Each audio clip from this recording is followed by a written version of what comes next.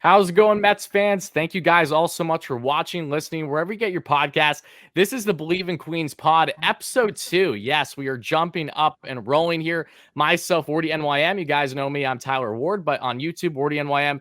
Biggest Mets page on YouTube, not directly affiliated with the Mets or SNY. If you're watching this on YouTube, especially, my beloved co-host is, yes, Joe Serralo. You can check him out with his national podcast regarding talking all things sports with all different sports type players, great athletes out there, great interviews, a lot of fun stuff. And in today's pod, guys, we have so much to deep dive on. The latest that is the New York Mets here, because they just came off of a great series victory there against the Miami Marlins that we will be deep diving here shortly. We'll be taking a look at the Astros series coming up that starts tonight by the time you're listening or watching this, wherever you get your podcast, along with some updates on Max Scherzer, other players as well that we will see potentially in this Astros series, and also some trade rumor discussion headlined by, yes, Luis Castillo, and wrapping things up with some all-star discussions that we first broke down in our previous pod. A lot to break into. I'm really excited. And Joe, how are you doing today, my man?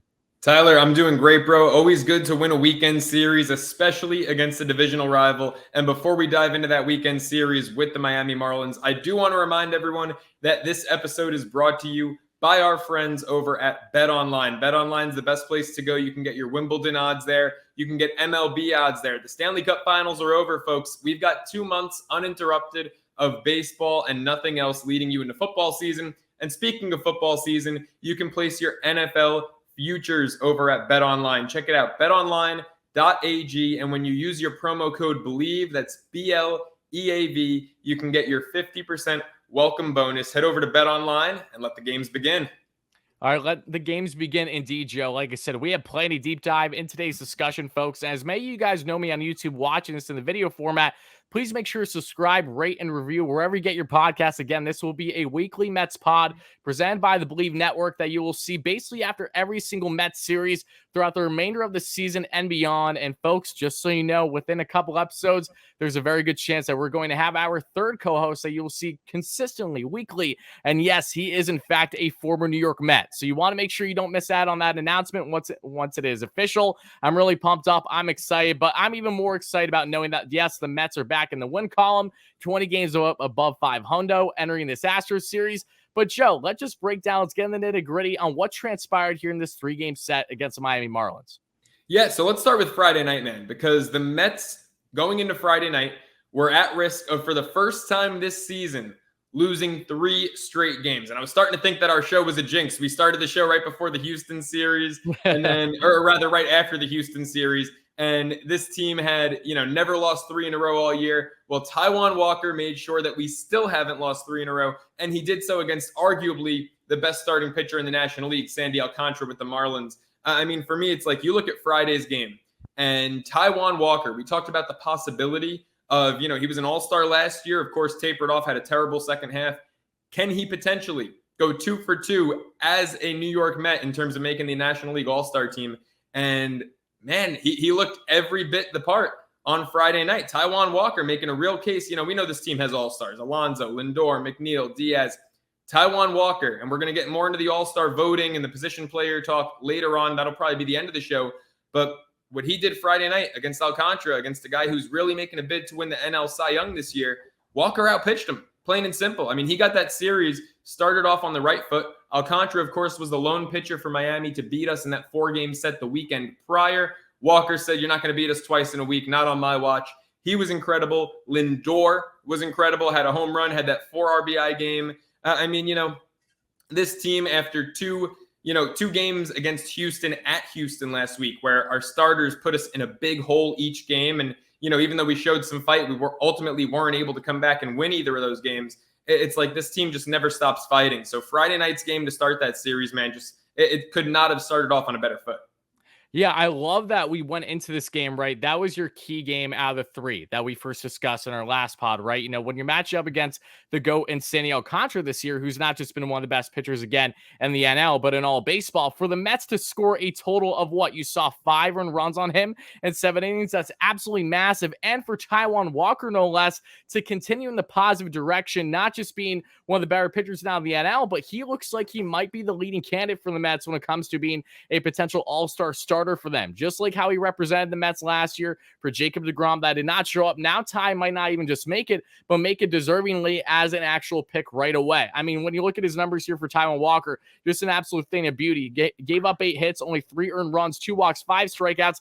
Again, wasn't the prettiest performance over 6, but another quality start by him. Just exactly what you need from your Mets stars, especially when you don't have the likes of Max Scherzer and, of course, Jacob deGrom in this rotation. But not even that, just seeing the Mets, what they were able to do in this one against Alcantara, but the big brain decision-making. This is really where I really want to know your thoughts, Joe, and how you felt about the likes of Buck Showalter and what he was able to do, not just in this game, but in this series overall, and really just making other managers look silly, not just for the Mets right now in their history, but throughout their history as an organization. I mean, have we ever had a guy like Buck Showalter that's been able to step up the way that he has with some phenomenal decision-making that have been either making or breaking ball games? Not in our lifetimes. And I'll say not in our lifetimes where we can remember watching the Mets. Because I'm 24. You're what, 21, Tyler? 21. And keep talking. Just need to grab something quick. Keep going. Yeah. So when it comes to Showalter, I mean, the Mets have had great managers, right? Gil Hodges, Yogi Berra, Davey Johnson, and then more recently, Bobby Valentine. But if you look at really the last 20 years, the Mets have had, even though Willie Randolph led us to some good records, the Mets have had no one like Buck Showalter when it comes to baseball IQ. I mean, you saw what he did Friday night, winning those 2 challenges. You saw it, or rather, I saw it firsthand when I went to the Mets-Dodgers game 3 of that 4-game set out here at Dodger Stadium, when Dave Roberts tried pitching a position player down, 4 or 5 runs in the top of the 9th, and Showalter came out, and he was the only one. The umpires didn't even know the rule. Showalter knew the rule that unless you're down at least 6, a position player can't pitch. So he continuously just outsmarts opposing managers, outsmarts the umpires. I mean, Buck Showalter is just as sharp and crisp as anyone. We spoke about it last week on this show. And I mentioned Tony La Russa, right, with the White Sox. And in comparing La Russa and Showalter, I said how La Russa is one of those guys who the game has glaringly, I mean, you watch a White Sox game, I've got MLB TV, so I'm watching every team constantly. And you hear the Fire Tony chants every single home game over on the South Side, right? Showalter's not as old as La Russa. La Russa's 78. Showalter's, I believe, 66. But this is a guy who, a lot of people tried saying the game passed him by, and that couldn't be further from the truth. You saw it after Saturday's win. The guy's trying to rip off his windbreaker. I don't know why, 95 degrees in Miami. He's got that thing buttoned up to the point it looks like it's choking him. But, Escobar Lindor trying to rip it off him. He's laughing. It's like these guys, doesn't matter if, you're from a different culture, background, age, generation, whatever. He relates to these guys. They love him. He earns their respect the way he manages every single game. And, what I thought, obviously, the back-to-back challenges on Friday night was a beautiful thing. What I thought really separated Showalter from the Mickey Mouse managers the Mets have had in recent years, guys like Callaway, guys like Rojas, was how he handled Saturday's game.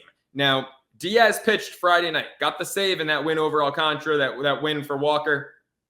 Saturday, when the Mets were up 5-3 for the second straight game, they won those first 2 games 5-3. Going into the 9th, in the Mickey Callaway era, in the Louis Rojas era, it would not have shocked me to hear the manager say after a blown save from, some middle reliever, well, Diaz pitched yesterday, we got to save him for tomorrow.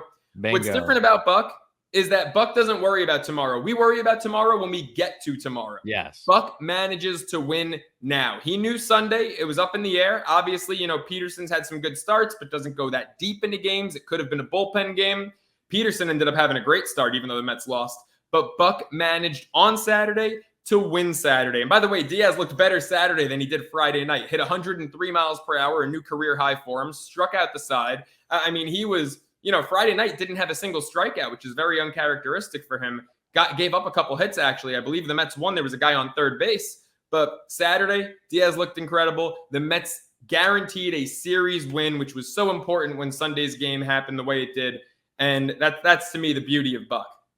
Oh, I think you pictured this beautifully, right? Because Buck, talking about in-game managing on the same day, that was huge for him. And especially going back to Friday, just knowing that awareness and something that was so important for me, at least how you emphasize Saturday's game, for me, not just Saturday, but going back to Friday was, again, how reliant and how focused that Buck has been with his staff around him. Now, in case you're not aware, one of the main Mets guys that they have to check video right away is a guy that was working for the MLB for a very long period of time, was hired early last year by the Mets, early in this organization, along with Steve Cohen and the new regime, right? So Buck has been glued in with this guy after every single somewhat controversial play. Even if it doesn't look like a controversy, he's working the phones right away and asking Sherlock, should we review this? Should we go for the challenge? So I just love how in tune someone like Buck is, because again, if we look at the Mickey Callaways of the world, the Louis Rojas's, and all these other previous managers for the Mets, you don't see them nearly as locked in to the degree that Buck Showalter is from the first pitch of the game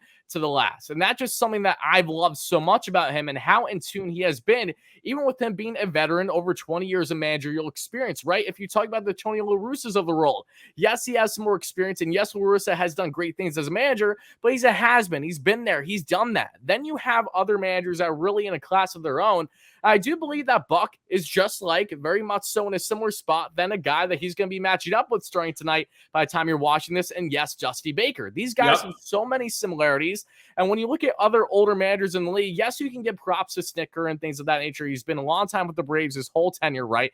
But outside of them, there really isn't many other veteran managers out there that are both in tune from the eye test, the gut feel, and also having that balance of the staff around him, knowing it's important to balance analytics, but not to an overwhelming degree. Just knowing that you don't want to step on too many toes and just keep things afloat. When Dusty came in after the AJ Hinch situation a couple years ago, the Astros Gene scandal, that was just a beautiful move by them right away, because you bring a guy that's established. It's not like he needs to do too much, and he has a credibility, and he can just continue to help an Astros team and a win-now stage, still right in the prime of their careers for all their star players, to continue to roll come playoff time. Now you bring the Mets, who have this core group, who built some more this past offseason, right, with some great acquisitions led by, yes, Max Scherzer, that we'll be talking about later in the pod. And then you have Buck come in, and he just makes his team feel that much more comfortable. There's a sense of accountability, and you can even just see that they have this loosey-goosiness to them, but after they know that the job is set and done, not during the game when you have no clue how the result is going to be, right?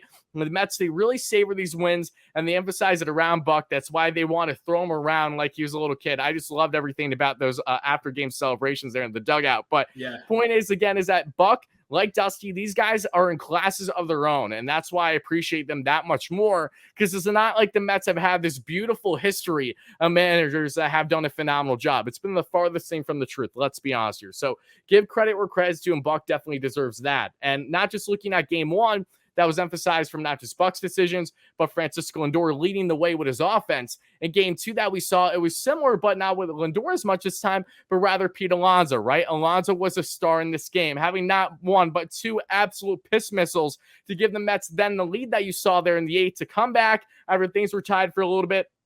Another game, another strong start from Chris Bassett. 2 straight starts against Miami where he gives up 3 earned in around 6 to 7 innings. This time, 7 innings pitched, 6 hits, 3 earned runs, 5 strikeouts. I will take that any and every day of the week. I just want consistent quality starts for my rotation, and thankfully the Mets provide just that.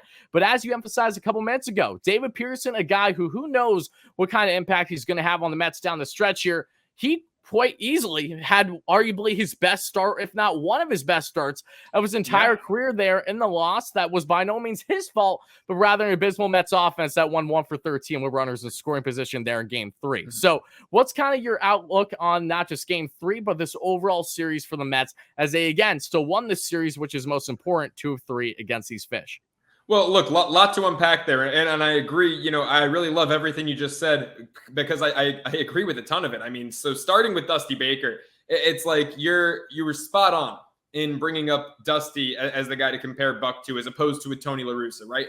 I've been screaming for the better part of the last 4 years that the Mets should have hired Dusty when he was available, right? And I know that the vacancy, I don't believe ever lined up. I think the Mets had 1 more year of Callaway when Dusty was hired, but I would have cut that tie from the start and brought in Dusty. So he was the guy I wanted originally, way more than Buck, to be completely honest.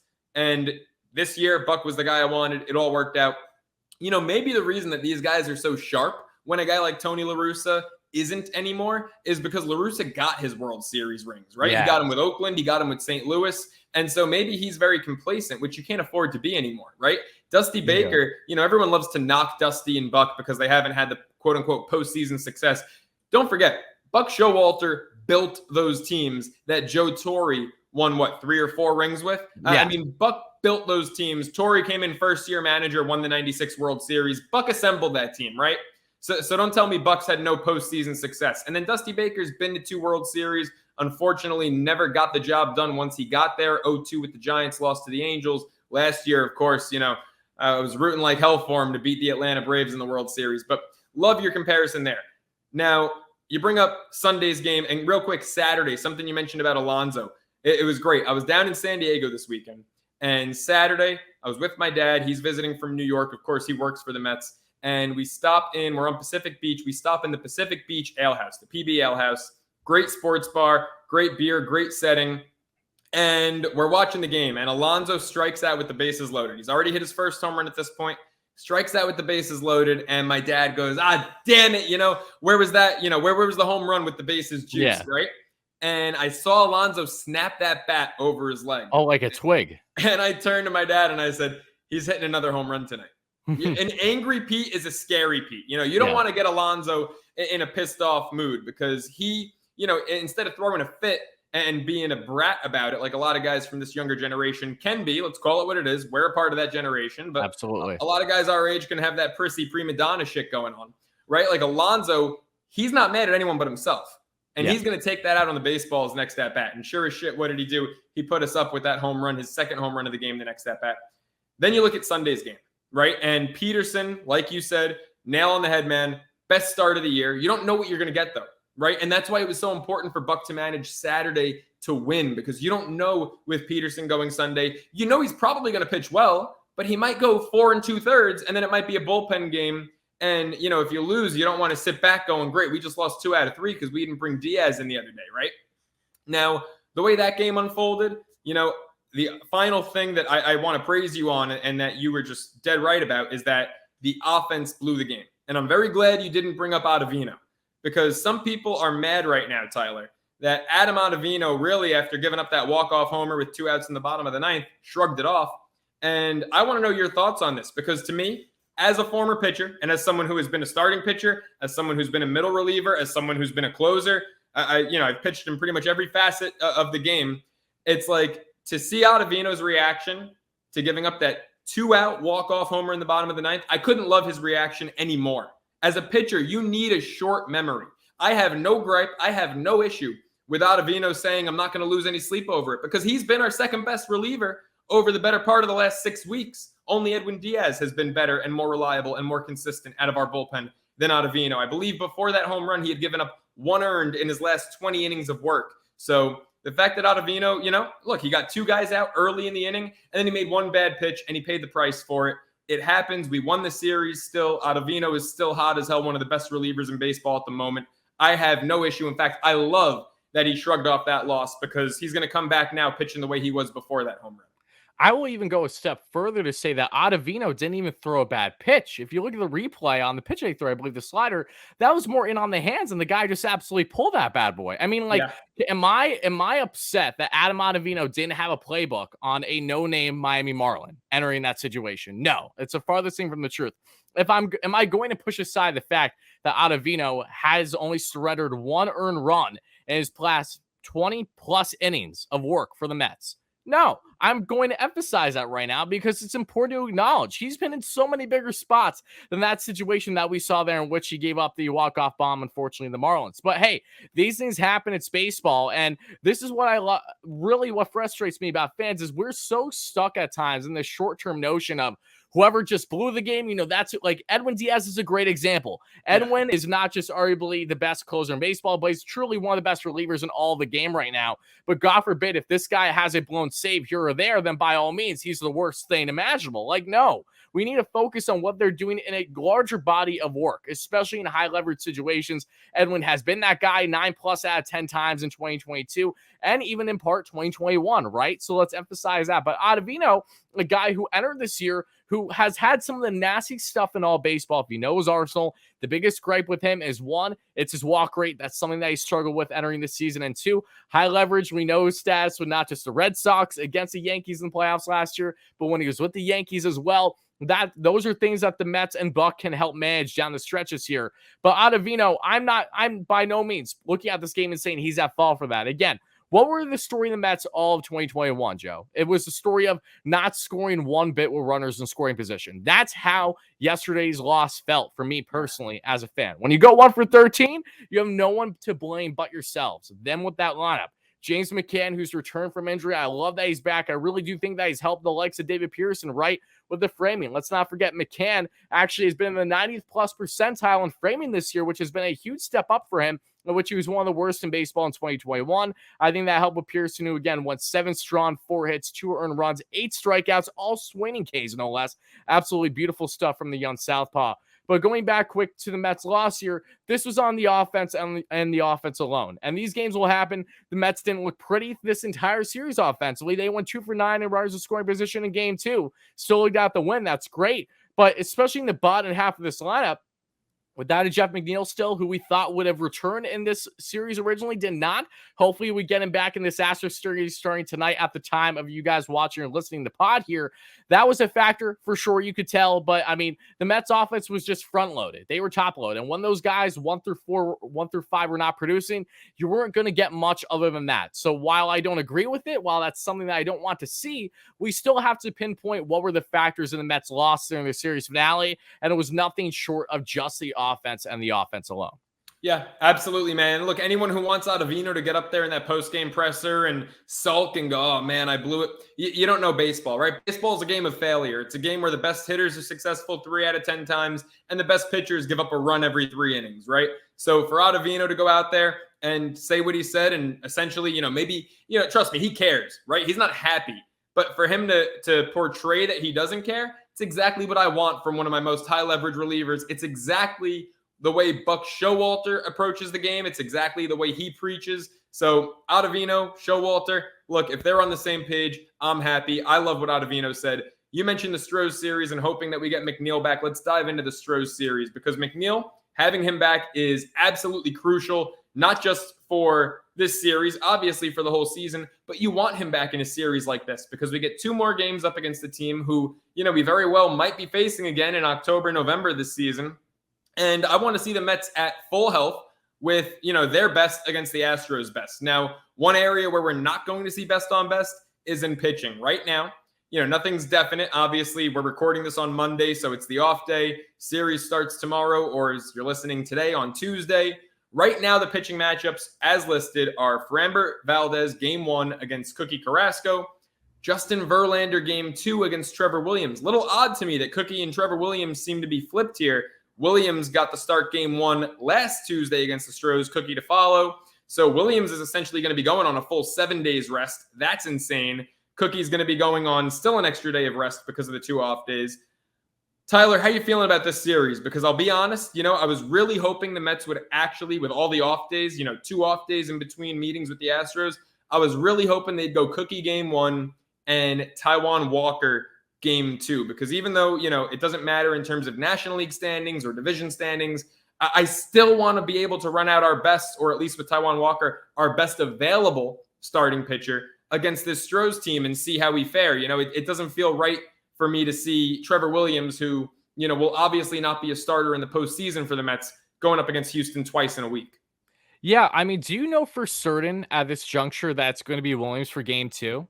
Because that's what was listed, right before we started recording. I'll check that again right now. But the latest I saw was listed on ESPN. MLB's app? On ESPN. That was ESPN. Okay, well, see, I'm going to go with the notion as of now that Wednesday is a toss-up. It's either going to be Williams or it's going to be Walker. I'm curious as to why it wouldn't be Taijuan Walker, because if you do the math, it's on a perfect 5 days rest because the Mets think 4 they days have rest.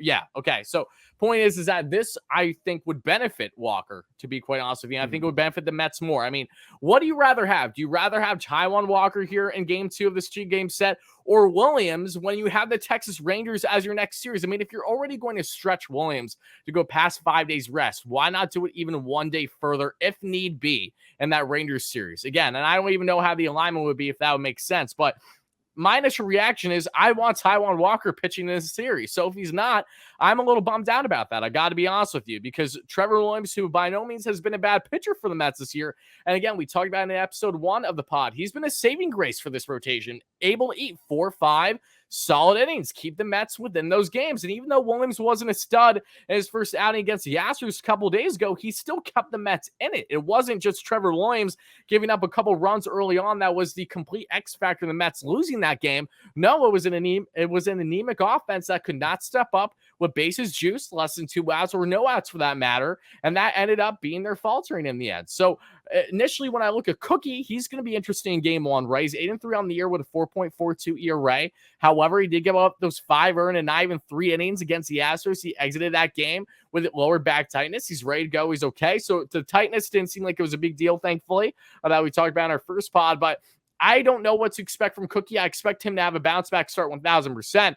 But this is an Astros team that, even though that, yes, they lost the series finale to the Yankees, they split that 4-game set just a couple days ago. They did, however, have a strong series for the most part. They were able to get a combined no-hitter, right, in Yankee Stadium. That's a big deal with these Yanks that are the powerhouse of all the MLB right now. So I know you expand on that in a second, but for the Mets to have Cookie out here, I think he's going to have a solid start. And all I hope for him personally is that he gives the Mets between 5 and 6 strong, giving up hopefully no more than 3 earned runs. If he can do that, the Mets are in this game, right? Then it'll be up to them on how they tackle things with their own bullpen, if they can salvage things or not. And then Valdez, I'm not going to lie, I am awfully concerned about him, not just because he's one of the better pitchers in all the AL this year with a 7-3 win-loss record, a 2.90 ERA, but he is a southpaw. We know things very well. The Mets against lefties, you know, the young, what's his name, in Castano in the series finale for the Marlins, carved up the Mets, made them look silly. I mean, these things tend to happen. So especially when you get a more solidified lefty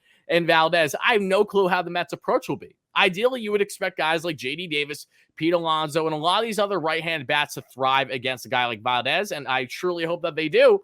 But something that we saw against Trevor Rogers, at least at home, a couple games ago, was that the Mets were unable to do that, especially with their bigger power hitters on the right side. So it's going to be an interesting matchup. However, I don't think that's the end of the world. But game 2 concerns me because we have a 39-year-old Justin Verlander, 2 years removed from his Tommy John surgery. Normally, guys' careers are over at that point, but again, Verlander is a bona fide Hall of Famer as soon as he retires for a reason. This guy's having literally one of his best career seasons of his career, a 2.22 ERA currently, a 9-3 win-loss record. I mean, this guy, he's still pumping 95 plus on the velo when he's basically touching 40 at this point, and he just has the nasty off-speed stuff. He's going to be challenged for the Mets, there's no doubting. So the least that I would want as a Mets fan is to see Taijuan Walker out there, who's been absolutely shoving this past month plus and for basically the majority of the season.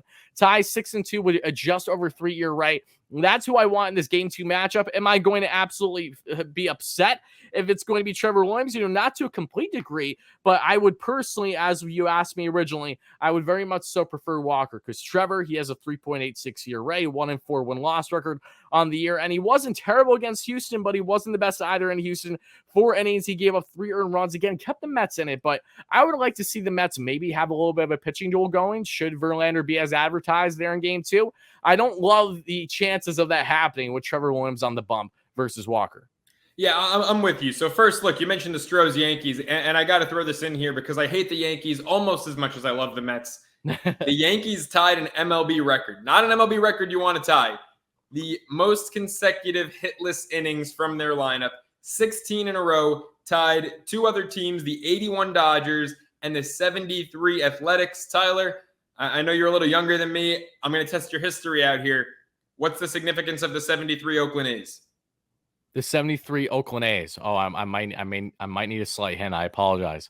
They beat the Mets in the World Series. Oh, year. Okay. Well, there you go. See, I don't focus on the down years of the Mets. Okay, I'm focused on the new. I'm focused on. Hey, we've been to 5 World Series. You got to know those 5. So yes, hopefully absolutely. The 2022 Yankees don't have that in common with the 73 Oakland A's. Although, you know, that Yankees-Mets Subway Series World Series over the next few months leading into October, it's something I'm sure we're going to talk about a lot. But 16 straight hitless innings. And, you know, going into that series, if someone said Houston's going to split with the Yankees, I would have signed up for that, right? Sounds great to me. This one's actually a little bittersweet because the Yankees did not lead this series for a single inning, Tyler.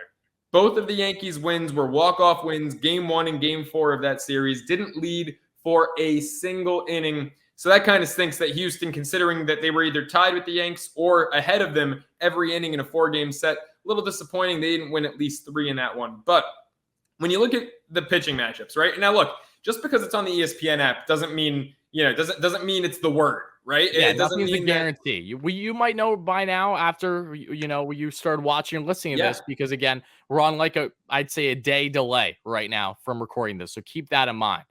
Yeah. So looking at the way that these matchups are being portrayed right now, let's combine this with our segue into Max Scherzer, right? Max Scherzer, last episode we said he was supposed to start Sunday at Miami. Buck wanted one more rehab start. So today, while you're watching this Tuesday night, he's going again for Binghamton. Now he's supposed to start Sunday against Texas for the Mets. So you look at the Mets weekend, right? Well, with no Scherzer, the way things went in Miami, it was Walker Friday, Bassett Saturday, Peterson Sunday. So Peterson, if Scherzer goes Sunday, is the odd man out. Honestly, Trevor Williams at this point, the more I think about it, should be out of the rotation right now. It should be Cookie on Tuesday, and you never know with Cookie's injury and his early departure from his last start, maybe you need Trevor for that Tuesday game with Cookie in a combined effort to save the rest of the bullpen. That's true. Should be Walker Wednesday. That would be standard rest for him. Saturday, Sunday, Monday, Tuesday. It's your standard 4 days rest. And then Bassett Friday, Peterson Saturday, and Scherzer returns Sunday. So it wouldn't shock me, knowing Buck, if that's the way things do unfold, because to me, that's the only way it makes sense to do this, right? I mean, even in doing that, Bassett still gets an extra day off, right? If he goes Friday, he's still working on Sunday, Monday, Tuesday, Wednesday, Thursday, 5 days rest, an extra day. Same for Peterson. So if you can get Walker on standard rest and Bassett and Peterson still on an extra day's rest, I mean, that's the way to approach this. Trevor Williams actually at this point, Tyler, should be out of the rotation.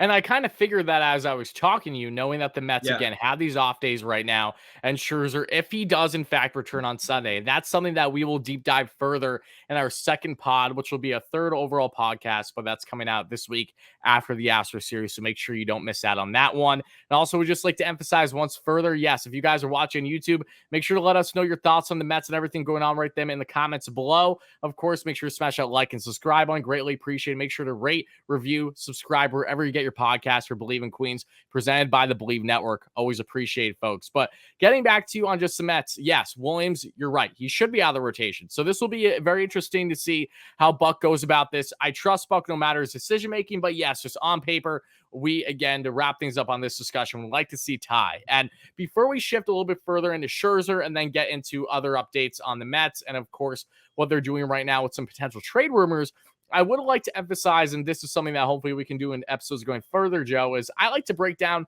some guys that are key players to watch, from both sides, but especially the Astros in this one. I feel like this is the writing on the wall easily. It's the man that torched the Mets up single-handedly that 2-game set a couple days ago, arguably the best slugger in baseball, Yordan Alvarez. He casually just hit 3 bombs in 2 games against the Mets a couple days ago in Houston. So naturally, I'm going to have my focus on that elite left-handed hitting DH that is Alvarez to see how he does against the Mets.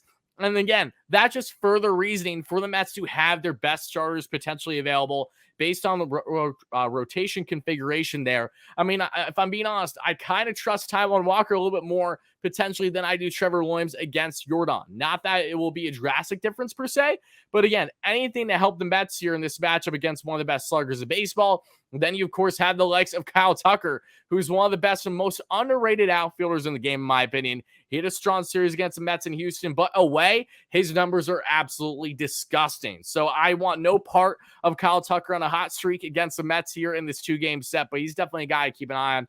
And then you can make your pick on the likes of Jose Altuve, Jeremy Pena, if he's in the lineup, because I know he wasn't on the IL when the Mets had that matchup against him. I'm assuming that he's off the IL by now. I could be wrong, however, but the young stud who's now filling in of the void that they lost with Carlos Correa at shortstop. There's a lot of different weapons that they have, but definitely you got to start and end with Yordan Alvarez. He's a key guy that the Mets need to make sure that they can try to control, very similar to the Kyle Schwarbers of the world, the Bryce Harpers. I mean, these are just absolutely massive left-handed hitting power bats for the Mets. If they can contain, that could be a drastic impact in them making or breaking this 2-game series. Yeah, it absolutely is. I mean, look, when you look at Alvarez, and right now this is where it hurts the Mets to not really have a stud lefty starter, especially one available to go in this series. Alvarez has just torched righties all year. His lefty-righty splits are so significant. 19 of his 22 home runs against right-handed pitchers. Oof. His OPS is 1.2 against righties. I mean, that's otherworldly, as opposed to a much more manageable 0.78 against lefties. So the Mets, batting average off righties 344, off lefties about 260, which is still not bad, but so different. And it's going to be tough for the Mets to combat that. We mentioned last episode, and really right now it's like he's the only guy on this team that I don't trust in any situation. Chase and Shreve is not a guy that I'm going to trust to come in and get Alvarez out. And so really, as much as the Mets offense struggles against left-handed pitching, the Mets actually conversely don't even have a left-handed answer anywhere. Peterson, once every fifth day is great for about 5 innings, but in our pen, Joely Rodriguez, Chase and Shreve, really not high-level lefties. We don't have a lefty ace. We have a really right-handed heavy pitching staff. So it's going to be tough to navigate Alvarez. Now, I will say, and this is all the more reason that I need to see Taijuan Walker, Cookie Carrasco is a very home run prone pitcher. We saw it last year when seemingly every start he gave up a first inning home run. Gave up, 3 home runs in his brief start against the Astros last week? Yeah. Taijuan Walker struggled mightily with the long ball a year ago. Gave up 26 home runs last year, most of those in the second half of the season. This year, Tyler, off the top of your head, do you know how many home runs Taijuan Walker's given up so far this year? Off the top of my head, let's think. How many starts has he had? Are you aware to this point? He's had 12 starts. 12 starts. Last year, he gave up 26 homers in 29 starts. Okay, I want to say in 12 starts, without looking at the numbers. I haven't checked these once this year regarding the home runs, so I could be completely off here. I'm going to guess that Ty, through 12 starts, has given up no more than 5 home runs. You're right. No more than 5. In fact, he's given up 3 home runs so far this season, and 2 of them came in his one abysmal start at Philly, that game that the Mets were down 7-0 and won 8-7. So Taijuan Walker in 12 starts has only allowed a home run in 2 starts. He's got one of the lowest home run rates in baseball all year. People rave about Martin Perez of the Texas Rangers. He's given up 2 home runs all season. Well, Perez has had about 15 starts because Walker missed a couple, but Walker's not far behind in terms of home run rate allowed, just 3 home runs allowed in 12 starts. He's been sensational at keeping the ball in the ballpark. So it's all the more reason, you talk about matchups to watch for. I need Taijuan Walker in this series because if you give up the long ball, Houston, come on. It doesn't just have to be Alvarez, man. It can be Bregman. It can be all 5'5" and 160 pounds of Jose Altuve, man. The guy's got some pop. We saw him hit a couple homers against the Yankees this past weekend. So you need a guy against the Astros who's going to keep the ball in the park. Cookie, while he can be a successful pitcher, doesn't keep the ball in the park all that well. You need Taijuan Walker matchup-wise in this series. Absolutely. And hopefully we didn't sound like absolute schmucks for a 10-minute rant on Walker if it is in fact going to be Williams by the time you guys are listening or watching this. But hey, I hope not. Yeah, we have our personal opinions and it's justified by the numbers. And with that being said, let's talk about another starter for the Mets, a guy that we emphasized in our first pod thinking, you know what, he's going to return to Miami. Unfortunately, he didn't. However, I'm not griping because Max emphasized it best. He cannot afford a setback, and that's important. Just like a normal MLB season, this is a marathon, not a sprint. It's important for someone like Max to not get rushed up back in this rotation. The Mets did not do that. Original expectations, I'd be this pitching this past Sunday, the series finale, which David Pearson, it's hard to argue that Max would have done better than David. Let's be honest here with how well he looked there. 8 in that Ks, 7 innings. I don't think in his first start back, he would have come close to that, to be honest, at least not longevity-wise. I wholeheartedly agree. And now it looks like Max, again, his second rehab start tonight at the time that you're watching and listening to this, what they beamed some Rebel Ponies. And then if everything goes well and there's no setbacks or anything of that nature, Max will be back this Sunday. So that's huge. And a couple more things I would like to put you guys on is some health updates with the Mets right now. Colin Holderman, who again, young stud, 6'7", 240 pounder that looked great in spring, has looked great so far for the year with the Mets outside that Padres series. Holderman, who's on the IL, back off the IL, just pitched yesterday, a scoreless inning there with AAA Syracuse, 1-2-3 with a couple strikeouts. You love to see that for the towering right-hander. He's still with the AAA Syracuse because the Mets only have so many options that they can afford right now because it's max 13 pitchers for the roster. So, and especially when Max comes back, Adonis Medina, I would assume, is going to be the next guy sent down. So, Holderman, we'll see when he's back with the Mets, but I just love that he's healthy and ready to go because he, in my opinion, could be a huge guy, maybe even a potential setup guy for the Mets down the stretch should they have struggles. Not that I wish it, but I really do think he has that much potential being a high velo guy. Solid off-speed stuff. I love what I see from Holderman. Then you also have Tyler McGill. Shout out to Julie, who's a great member on my channel, the entire McGill family. He's got sent to the 60-day IL transfer. It's retroactive. We were aware of that, though. No one was surprised. The earliest that the Mets will get McGill back is late August, early September, given his injury right now. And then you also saw that the Mets did pick up, yes, a Atlanta Brave, a 27-year-old infielder right now, and that is going to be in Mr. Kramer. I want to make sure I don't mess up his last name here, so let me pull up the name here. Kramer Robertson from the Atlanta Braves. He started the year with the Cardinals, was on waivers for them, picked up by the Braves, and now he's in the Mets organization. So that is why Tyler McGill was transferred to the 60-day IL at this juncture, so that way that they have room there on the there for Kramer. Kramer is known for not just being a solid infielder, has some pop in his bat, nothing crazy. He's around 250 averages here between two different teams, but he has over 10 stolen bags, so he's got a lot of speed on those bases. We'll see how he does for AAA Syracuse. Looking forward to seeing what potential, if at all, he has for the Mets. But now let's talk, as long as you're good with it, Joe, if you don't have anything to add on about the Astros series and these health updates, and hoping that Jeff McNeil's back, which I would expect him to. I think they're just waiting for him to be back home, and that will be, again, another factor in making or breaking that 2-game set. But let's talk about, let's get to some trade discussion. We're getting closer and closer to the trade deadline, Joe, so let's hear it. Yeah, let's do it, man. I mean, look, you put out the great video last week, of course, highlighting the top 5 position players you felt the Mets should go after. I'm not going to lie, as much as I love the video, position players are nowhere near a priority for me at the moment, because to me, there are 2 pitchers on the market that the Mets are already looking at. One of them, they're actually rumored to be in heavy talks with the Cincinnati Reds. Now, there's still a month to go, a little more than a month. This year's trade deadline, not till August 2nd. But Luis Castillo is one of the hottest names on the market. Of course, he's arbitration eligible next season, so he's not a UFA until 2024. You could get a year and a couple of months control of him. And the Mets are rumored to already be talking to Cincinnati about him. Tyler, I've got to be honest, I don't want him. I want Frankie Montas. I want Frankie Montas from Oakland. I think right now, at this point in his career, he's more dominant than Castillo. I think that he'd be a better fit on this team than Castillo. I don't want Luis Castillo. I also think Montas will be cheaper than Castillo. And so, I mean, just to me, all signs are pointing Castillo. I may be in the minority here. I want Frankie Montas. Wow. See, this is for a good discussion, because for me personally, talking about, again, the video I came out with, make sure to check it out on my channel if you didn't already, folks. Yes, it's early for trade discussions, but I get asked literally every single day of the week since the season began on talking about potential fits for the Mets. And while I agree they don't need offense, it definitely wouldn't hurt to add on to something that would at that point be a luxury to build more of a juggernaut offense for the Mets. And the main guy that I discussed in that video, that's my personal favorite at this juncture, is, yes, Josh Bell. Switch hitter, absolutely dominant. He's hitting for contact this year, getting that swing back from what he had a couple years ago with the Pirates, but also his pop in his bat as well, and his splits righty and lefty versus those pitchers, basically identical. So that's a big thing for me. There's no gap in what he's providing, can bring that power, and just the thought of having a slugging, left-handed hitting more often than not Josh Bell paired with Pete Alonso, that's hard to beat. So yeah, make sure to check that video out if you haven't. But this week's video that should be coming out around this Thursday at the time of recording this one is going to be, yes, on starters. I did a quick video on Luis Castillo when I was on my way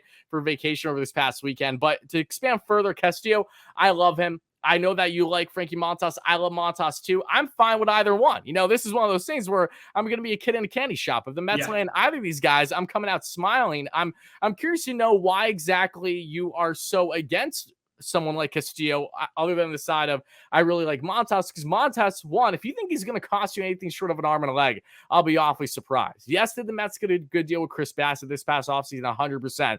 But Bassett's also like 4 years older than Montas, to name one. Montas has another year or so of control on his contract, so that's going to add value for him in the prime of his career right now. And the fact that Frankie Montas was this close to being dealt to teams like the Chicago White Sox, the Minnesota Twins, prior to the season beginning, and that fell through, that tells me that his value is still high. This guy was literally entering a no-hitter through 7+ innings just a couple days ago. Like, he's been an absolute stud, whereas Castillo dealt with an injury earlier this year. He's been dominant really for the most part since then.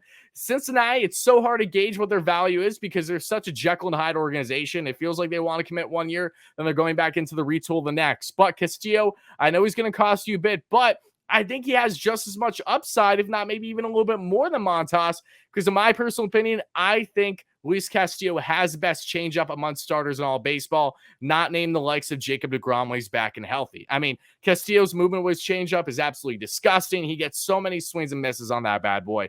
And I think that paired with a velo that can easily touch 99. I mean, Luis Castillo's been a stud. He's going to continue to be a stud. I think he's a bona fide ace for most rotations in baseball as is. So if you can land him or Montas, I'm absolutely smiling. Again, these guys are going to cost you a lot, but to benefit a team like the Reds, I could even find it a little bit more enticing than maybe the A's with Montas because, yes, I understand that Montas is a team where I know that the Yankees would love him, but the A's don't want to trade with the Yankees right away, so that's why they rather talk with a team like the Mets. It makes sense for that aspect. However, other than having Dom Smith, who could potentially be their first baseman in the future, that Matt Olson type, not to the same degree, but to fill the void for them, years of control of his contract, and J.D. Davis potentially a third, losing Matt Chapman this past offseason. The Reds, what do they lack depth in? It's that infield, especially really a star shortstop prospect, unless I'm missing someone, which if I am, let me know in the comments. I'll gladly be proven wrong.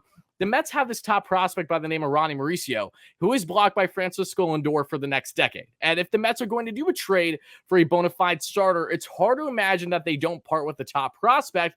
So if you're going to part with one, why wouldn't the Reds be completely interested in Ronnie Mauricio, who, again, can be their top shortstop prospect right away and can also be their shortstop of the future for potentially the next decade versus like some other clubs? I mean, it's definitely something away. I see the pros and cons of both here, but for me personally, I might give a slight edge to Luis Castillo, but don't get me wrong, I would be jumping for joy with either starters potentially landing with the Mets by this year's trade deadline.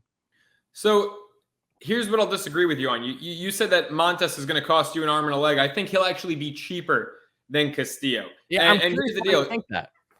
And you mentioned that, because you mentioned that he's got another year of club control. Well, technically they both do, but it's arbitration, right? And so these are two of the cheapest franchises in baseball. Oakland, you can argue, even though Cincinnati's owner is a pompous piece of garbage, you can argue that the Oakland Athletics are a cheaper organization than Cincinnati. Arbitration doesn't mean he's on club control making, $800K. It means that they're going to have to pay him depending on the season he has. And Montas is having a better season than Luis Castillo, which means next year throughout arbitration, he actually might be more expensive. And you mentioned the Chris Bassett deal and how the Mets got Bassett cheap. Well, that just shows you that the Mets have a really good working relationship with Oakland. A proven working relationship, one that doesn't exist really with Cincinnati. I mean, when's the last time the Mets made a deal with the Cincinnati Reds? Are we talking the Jay Bruce deal? Probably, 6 years ago? Of significance, yeah, I would say. Yeah, which thank God, by the way, we didn't give up Brandon Nimmo in that deal like the initial reports said, right? So I think the Mets have more of a relationship with Oakland. I think Montas right now is more dominant. Obviously it's tough because Montas plays in one of the ultimate pitcher ballparks in baseball, and Luis Castillo, to his detriment, plays in one of the biggest hitter ballparks in the MLB. Point. But Castillo is a little bit more home run prone. We've seen that Citi Field is not the Citi Field of 2009 in the sense that it's, one of the toughest ballparks in baseball to hit in anymore. It's more middle of the road now. And at the end of the day, I want the guy who's less home run prone, especially as they're gearing up for a playoff run. Montas, I also think, depending on the team's health come the postseason, deGrom, Scherzer, when they're back, I think Frankie Montas is maybe a better fit. He very well might be one of our 4 starters come the playoffs. But if he should move to the bullpen, I think he'd be a more effective reliever in October than Luis Castillo because he throws harder. When I look at a guy from the bullpen, I don't really care too much about your changeup. I want a guy who's going to be pumping 100. Montas in that bullpen role will be hitting 99 or 100 if he's called upon for just an inning of work as opposed to 7 or 8. And you mentioned the 7 hitless innings he threw the other day. Guy got a no decision. The guy's fed up. He's disgusted. He's one of the best pitchers in the American League. He's 3-7. Now, the A's didn't trade him preseason because every team thinks they have a shot preseason, but the Oakland A's have been one of the biggest disappointments in baseball this year. Even, letting Olson go, losing Chapman, right? The A's have found ways to win on a budget. This year, they're not even close. And Montas wants out. He's fed up. This guy's pitching his ass off to a 3-7 record, goes 8 scoreless, 7 hitless innings the other day and gets a freaking no decision. He can't wait to get out of Oakland. I think the Mets can actually get him cheaper than Luis Castillo. And that's going to be a really interesting discussion for us to have again as we get closer to the trade deadline, because the Mets, just as much as they are in tune right now with Castillo, I assure you they are the same, if not to definitely similar wavelength than with the teammate and Tyler Mahle that they showed interest in during the offseason. And of course, Frankie Montas that they did show a level of interest in earlier this year along with Mahle again when DeGrom first went down with his injury. So there's a lot of options here. These guys, are they going to be cheap? No, by any stretch, but something that I personally look at as well, which again can favor the likes of maybe Montas, is if you look at Luis Castillo, right? His market is absolutely red hot, and it's going to be. And for the Mets to be able to outbid other teams, they need to make sure that they can outbid other teams with some young capital currently on the roster with years of control, where the JD Davises, the Dom Smiths of the world come in, right? But then you look at prospects, and can the Mets maybe outmatch a team like the Yankees, who I know the Yankees would very much so like Luis Castillo? I don't know about that one. The Yankees have a deeper prospect pool, as do other clubs. So to kind of give credit where credit's due to you might be onto something here in regards to value, in the sense of, I don't see a world where the Mets, where the Yankees, and the A's make a deal with Montas, because I know the Yanks will be more reluctant to do that there in the AL versus with the Mets when you have, say, Cincinnati here with Castillo, and they're going to just take the best offer available. It's not going to matter nearly as much about team for them, like the Mets and the Reds, as it will be, say, for the Yankees and the A's. So to give credit to you, I think that's another factor to keep in mind when evaluating the two. But they're both studs at the end of the day. Like I said, I would love either of these guys. I mean, if the Mets land either of them, that is by all means another borderline ace in your rotation to pair with, hopefully at that point, a healthy Jacob deGrom, Max Scherzer. Then you have a Castillo or Montas maybe as your number 3. Then you have Chris Bassett and Walker as your 4-5. Cookie Carrasco, where is he going to be? I mean, that's just what I would call, a luxury. It's a lot of positive issues. It's good problems to have with your rotation. So hopefully we see that transpire. I'm going to be deep diving further again in this week's video on trade targets for the Mets, starting pitcher wise and beyond, as we get closer to the trade deadline. But definitely good stuff there by you, Joe. Again, I would love either of these two. It really, at that point, man, it would just be an embarrassment of riches if this team's healthy come October. Because then it's like, guys like Peterson and Tyler McGill, who have been great for us, all season, of course, when they've been out there on the field. It's like our bullpen is going to be stacked. They're going to be relievers left off the postseason roster. Because a guy like McGill, I think, coming in for the 8th inning of the NLCS is going to be pumping 100. I think Peterson would be our most reliable lefty reliever over Shreve and Rodriguez in the postseason. So it's like, this is a team that could very well carry 8-9 starters onto their postseason. And that's what you need. That's the Dodgers way. Yeah. You know what I mean? Like, they don't all need to be aces to begin with, even though it doesn't hurt to have many of them. But it's about what the Astros did with McCullers, man. Brad Peacock, Lance McCullers. These guys, were their 4 and 5 starters, became their most effective relievers en route to World Series runs. Yes, I'm beautifully said. All I know is that when you can have MLB quality pitching depth, that is your route to success come postseason, 100%. So with that being said, Joe, before we wrap things up on the show, let's talk about the update on the Mets and their all-star status, because if we look at them right now, I'm still a little upset. I'm not going to lie. We got one there and that number 2 for Pete Alonso, but all the others not looking too great at the moment.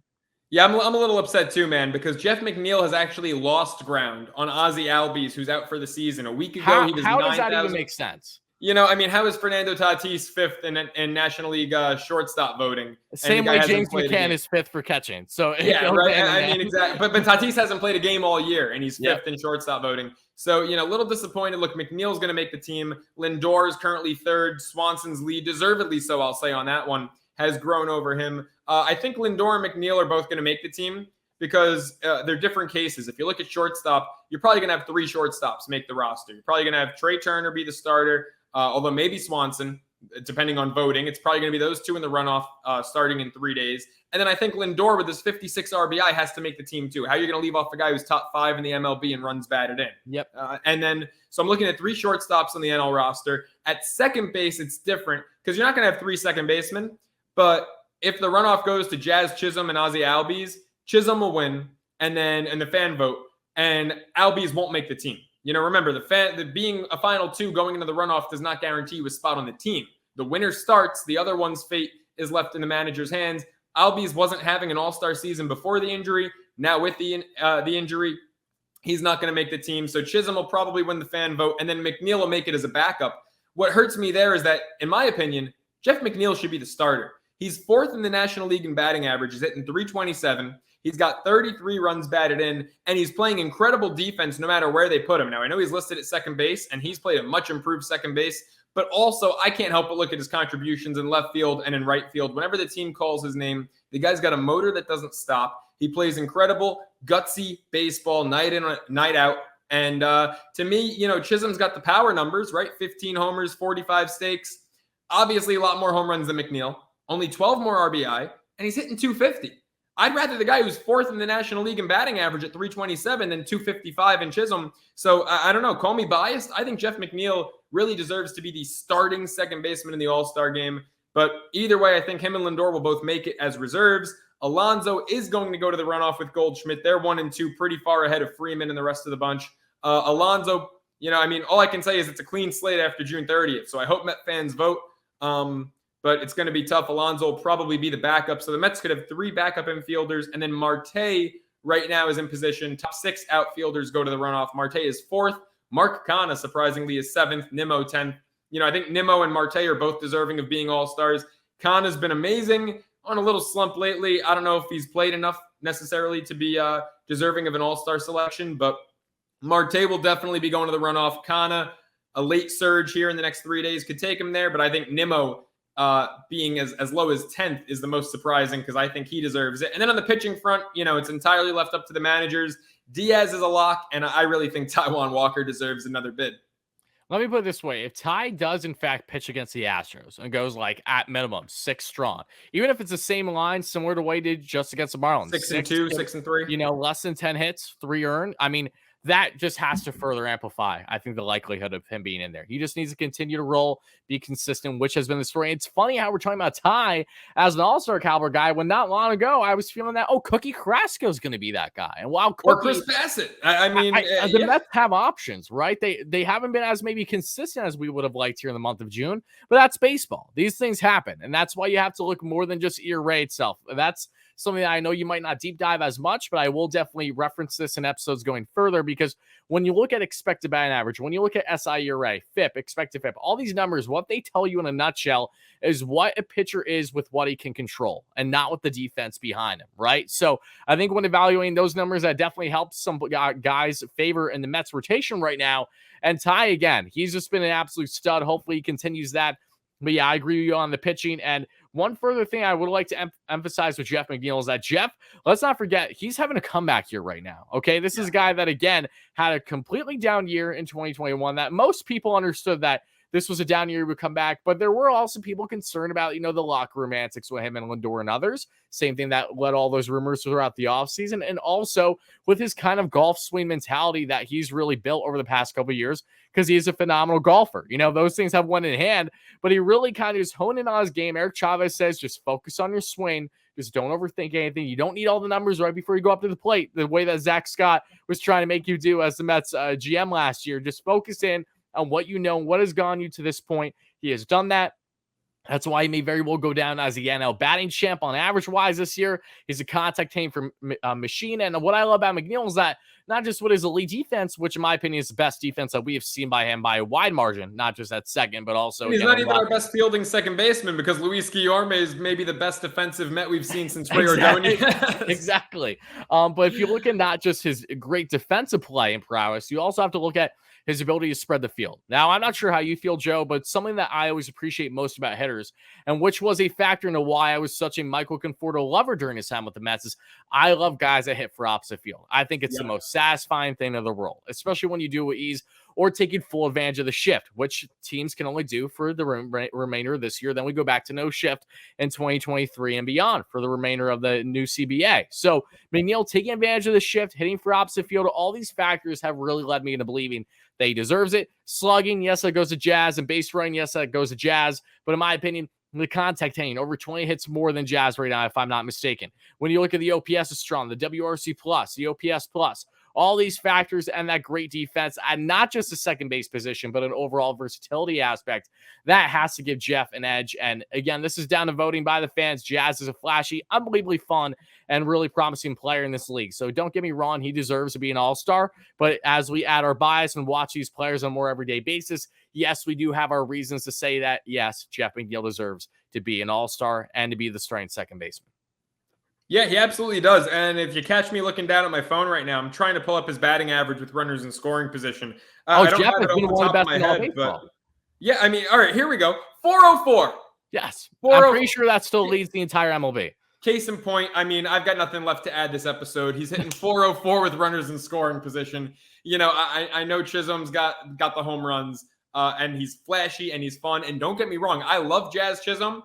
Jeff McNeil's the best second baseman in the National League right now. So that's my closing note. 404 with runners in scoring position. And I think that's a great way to wrap up episode 2 of the Bleav in Queens podcast. So again, thank you all so much for watching and listening. Please don't hesitate again for smashing that like and subscribe button here on YouTube if you're watching the video format. If you're listening wherever you get your podcasts, rate, review, subscribe, all that fun stuff, guys. Like I said, consistent Mets coverage after every Mets series all throughout the season and beyond. A couple episodes from now, we may very well, in fact, have, yes, a former New York Met as our third and consistent co-host, which is going to be such a blast to announce and get into. Trust me, guys, this is just beginning here on the pod, thanks to the Bleav Network. So make sure to review and all that fun stuff. Make sure to check me out on socials on Twitter at WardyNYM. And Joe, where can they find you as well? Catch me on Instagram at Joe Serralo and on Twitter and TikTok at the Joe Serralo for Mets content, of course, and my national radio show, Serralo Sports Talk, every Thursday night on Sports Map Radio at 7 Eastern, 4 Pacific. Of course, the radio show is posted the next morning as a podcast, so you can also catch Serralo Sports Talk wherever you get your podcasts as well. Love that. Okay, well, thank you all so much, Mets fans, for watching, listening, all that great stuff. We'll see you all again after the Astros series, but until then, let's go Mets, baby.